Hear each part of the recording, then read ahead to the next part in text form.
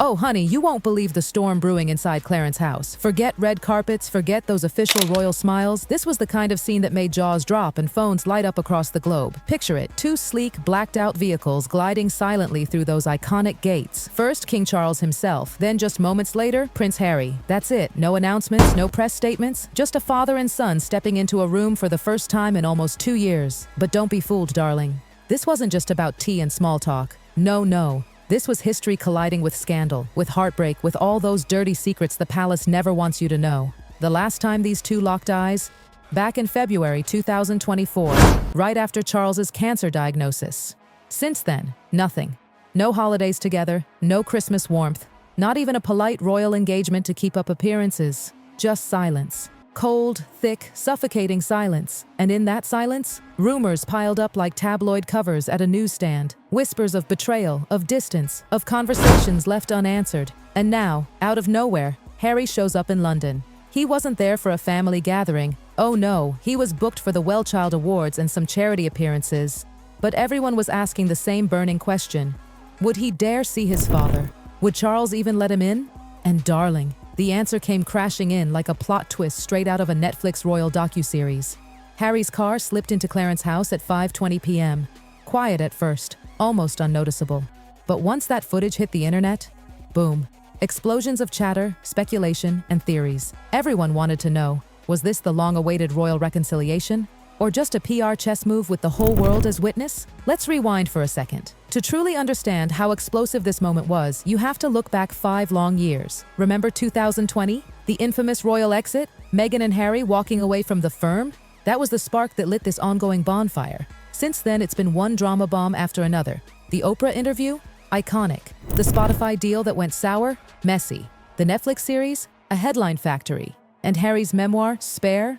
Oh honey, that wasn't just a book, that was a grenade lobbed straight into Buckingham Palace's gilded corridors. Every chapter seemed to peel another layer off the royal facade. Every revelation dug the chasm deeper between Harry and his family. So now imagine King Charles, in the middle of battling cancer, actually agreeing to see his runaway son. That tells you this wasn't some casual reunion. This was deliberate. This was calculated. But hold your breath, it was short. Sources whispered it lasted barely 30 minutes. That's not bonding time, darling. That's more like dipping a toe into icy water to see if you'll sink or swim. A test, a temperature check, maybe even Charles's final olive branch before the door slams shut for good. And here's the kicker. Guess who wasn't there? Prince William. Yep, the one person you'd think might have to be in the room stayed away. No cameo, no supportive handshake, not even a glance. His absence screamed louder than any official statement could. Because make no mistake, this wasn't just family business. This was the monarchy on display. Its fractures exposed under a microscope, while every single eyebrow raise and lip purse became a headline across the world. Now let's not sugarcoat this. Charles might be the King of England, but he's also a man staring down his own mortality. Cancer changes people, it softens some, hardens others. With Charles, it looks like it's done a little of both. Insiders whisper that he's been reflecting more than ever, asking questions not just about the monarchy's future, but about his own family. And maybe that's why this door cracked open at all. When you're forced to face how fragile time really is, those grudges you once held on to start to feel heavy, almost pointless. But don't get it twisted. This wasn't a warm embrace in a hallway. This was structured, scheduled, strictly timed. Every second had intention stitched into it. No agenda leaked, no press release issued, no insiders feeding tabloids their juicy little fantasies about hugs and forgiveness. Just 2 men locked away behind closed doors trying to bridge a canyon carved out of betrayal, silence, and bombshell interviews. If Harry came expecting his father's arms wide open, he probably left disappointed. He didn't walk in as the cherished son of the king, he walked in as a scandal magnet, a man whose every move sends shockwaves through the monarchy's fragile image. And let's talk about Harry's entrance, alone. No Meghan, no entourage, no stage smiles for the cameras. Just him, stepping into Clarence's house like a gladiator walking into an arena where the lions were already circling.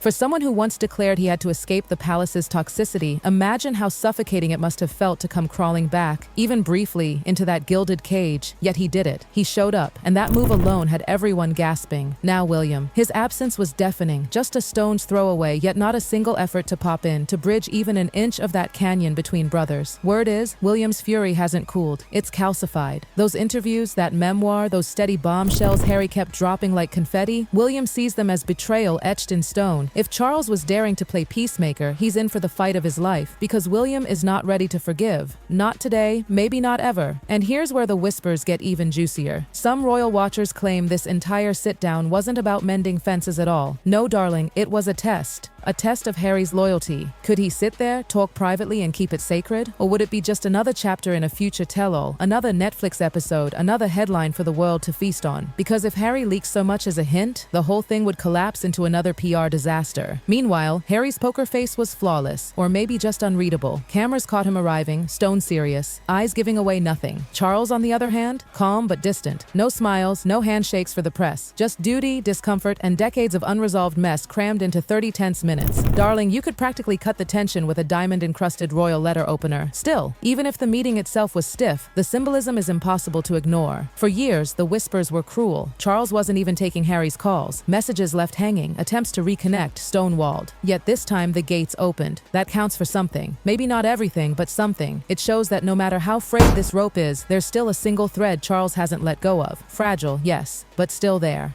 And that's where the drama thickens. Because this meeting wasn't really about what was said, it was about what comes next. Will Harry stay silent, respecting the privacy of the moment? Or will he crack open the palace walls again, spilling secrets to the world? If he does, it's over. Any chance of reconciliation will be scorched earth. But if, for once, he keeps it sacred, it could mark a real turning point. Not redemption, not yet, but the smallest flicker of hope in a saga that's felt like one long bitter soap opera. Here's what makes this whole showdown even juicier. William's role, or rather his refusal to play one. Reports say he was just minutes away while Harry and Charles were face to face. Yet he didn't so much as send a text. Not even a polite, "Good luck, bro." Nothing. That silence is louder than any speech, and it's dripping with meaning. For William, this isn't about family dinners or Christmas traditions. It's about the crown. He isn't just Charles's son, he's the heir. And in his mind, Harry didn't just leave the family, he abandoned duty, expectations, and centuries of unspoken loyalty to the firm. Worse, he monetized it. Interviews, memoirs, documentaries, each one a wound that William believes cut into the monarchy itself. Forgiveness? In William's playbook, that page doesn't even exist. But still, there's something raw here, something deeply human. Strip away the crowns, the carriages, the palaces, and you've got three men, father and sons, each drowning in his own pain. Charles, weighed down by illness and legacy. William, bracing himself to inherit a fractured crown. And Harry, caught in no man's land, too royal to be ignored, yet no longer royal enough to be trusted. The tragedy is, every attempt at silence, every icy stare, every missing handshake just makes the cracks wider, and all of it, every awkward glance, every refusal, unfolds with the entire world watching. Let's not forget, this wasn't some cheerful royal tea party. No pictures, no hugs, no smiling departures, just a Range Rover pulling away from Clarence House, leaving behind more questions than answers. Did Charles lay down ultimatums? Did Harry ask for forgiveness or demand it? Did old wounds finally bleed open? We may never know. Because here's the real kicker. Both sides have stayed silent. No leaks, no carefully worded palace statement, not even a vague Instagram hint from Harry's circle. In a family where every move is normally polished for PR, that silence is deafening. Either they're protecting something delicate, or it all went horribly wrong. And let's not kid ourselves. Harry's history makes this silence more precarious. He's made a brand out of breaking the royal code of silence. He's spilled tea hotter than Meghan's Hollywood lattes. He's turned private conversations into international headlines. So now every tabloid, every fan, every critic is holding its breath. Will he leak? Or will he, for the first time in years, hold his tongue? If he does stay quiet, it could mean more than any staged photo op ever could. It would show restraint, growth, maybe even the faint outline of trust. But if he talks? Oh honey, if he talks. It's game over. The narrative of reconciliation will implode before it even starts. Meanwhile, Charles is playing a balancing act no king envies. He's sick, he's aging, and he's trying to hold a monarchy together that feels more fragile with every passing month. Can he really afford to referee his son's war while carrying the weight of a crown? Some whisper this meeting was Charles's way of closing a chapter, extending a courtesy while he still can before the illness or the politics make it impossible. Others believe he's leaving just the tiniest crack in the door, an opening for Harry to walk through, but only if he plays it right this time. And let's be real, that door won't stay cracked forever. The big unknown now? Harry's next move. Because darling, it all hangs on him. If he speaks, it's another firestorm. If he stays silent, the palace might finally see him as someone worth trying to rebuild with. But one slip, one headline, one whisper to the press, and that fragile thread between father and son will snap for good.